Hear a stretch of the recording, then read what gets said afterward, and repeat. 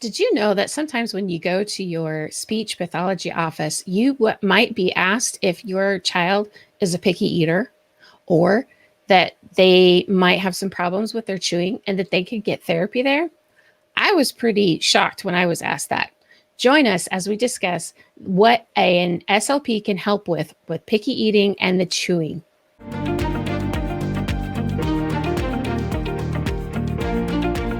Welcome to my Spectrum Life podcast. My name is Jessica. I'm an autism mom. With me is my good friend Kelsey. Hello, Jess. Hey, Kelsey. Hello. My name is Kelsey. I'm a SPED teacher. And with us, we actually welcome back Hillary. And she was with us last week on our podcast. And again, Yes. we are welcoming her back. And welcome, Hillary. How are you doing? I'm hanging in there. How y'all doing? Doing good. So one of the interesting things, like I said in the beginning, was that I got asked about whether my son was a picky eater and how, if he had any problems chewing when I went to speech for one of the first times. And I was like, you offer, wait, what, chewing, huh? Talk to us a little bit about that. Sure. One of the few unknown areas of speech pathology is actually chewing, and it goes under feeding therapy. But like we work with children and adults, birth to old age. Some of them have acquired eating problems, like after a stroke, there's some facial weakness. And sometimes we have clients that we work with in that way. And then we have, with our babies, some of them need different feeding devices, either due to a cleft palate or a raised cleft. Sometimes there's different misshapen things. Sometimes they just need an alternate form of feeding. Right. And then we also work with students who have sensory aversions to food, which that usually falls in the picky eater category. Yes. That's my son in a nutshell right there. Yes. We were talking the other night about certain foods, and macaroni and cheese is that's his jam. I got him a shirt for Christmas that's a Kraft macaroni cheese shirt. It's his favorite thing, I think, besides his lab coat. So what all can you do, or how do you figure out the diagnosis of if there's an issue with the actual mechanics of chewing? Because that was one of the things they pointed out to me about Curtis's mechanics of chewing and how that was a problem. Right. So there's really only one correct form of chewing, and it's a rotary movement. So you move your jaw actually almost in a circle to grind the food to form it into like a wad, or we call it like a bolus in your mouth before you swallow. Right. Now, if you're doing that in a straight up and down, like how some people think you chew, you just would chew up and down like that. But what that would actually do would be just chew up your food, but then you're not in control of where the food is in your mouth, and it can cause some swallowing problems along with just the chewing issues. And it takes a lot longer to chew up the food in your mouth too, because it's not as much of a coordinated effort to manage that food.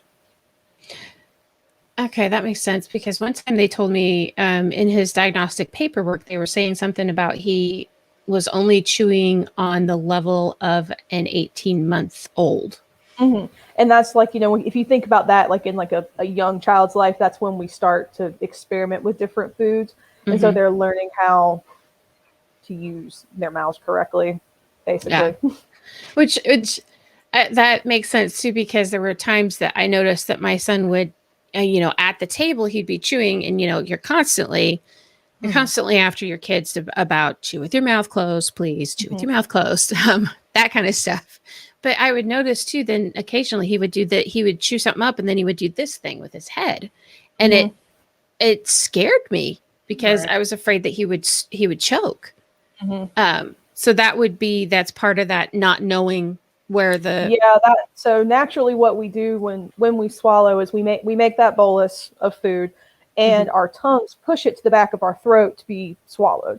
Now, if you have a disorganized chew, if there's food all over your mouth, you have to do something to get it back. So that would be my guess of what he was doing. His body knew what needed to happen, but he just had to figure out how to get it there, basically.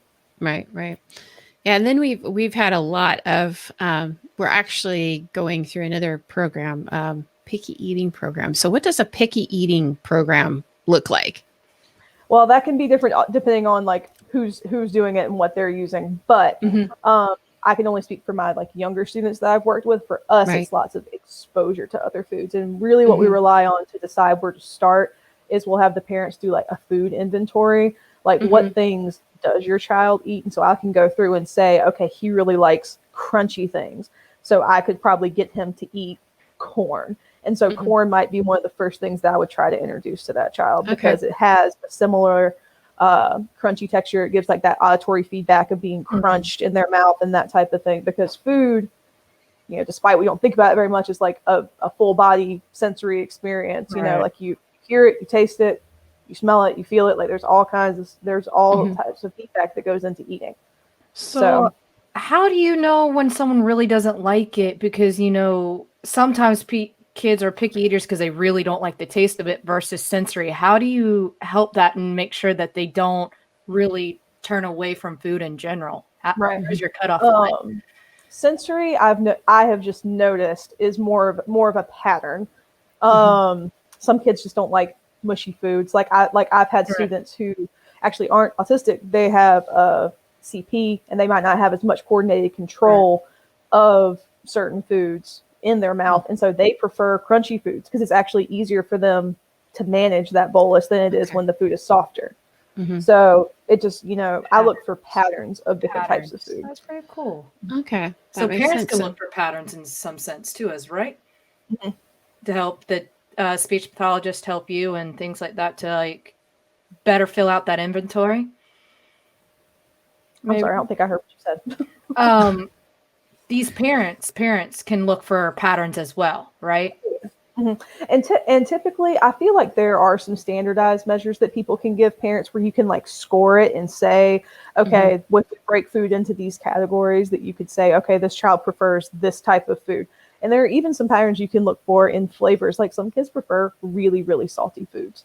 Like they're going to want things like chips, crackers. Like it doesn't just have to be a texture pattern that you're looking for, but also like a flavor pattern. Like I've had students who really just want spicy things that gives them a lot of feedback. So Takis, that's where Takis all day. I have students like Takis all day. Oh goodness. Yeah, then it's my son, it's macaroni and cheese all day. So we are all different when it comes to what we like, and that's just one of the good parts about us being unique, right? So we want to know from you, have you noticed any of these patterns we're talking about in your loved one's behavior, whether they're autistic or not? And do you know whether or not you might benefit from food or chewing therapy? Send us an email at info@myspectrumlife.com, or you can Facebook us or Instagram us at myspectrumlife, or you can send us a tweet at myspectrumlife with the number 1. And as always, remember, with a lot of faith, love, and tons of fidget toys, we'll make it. See you next time.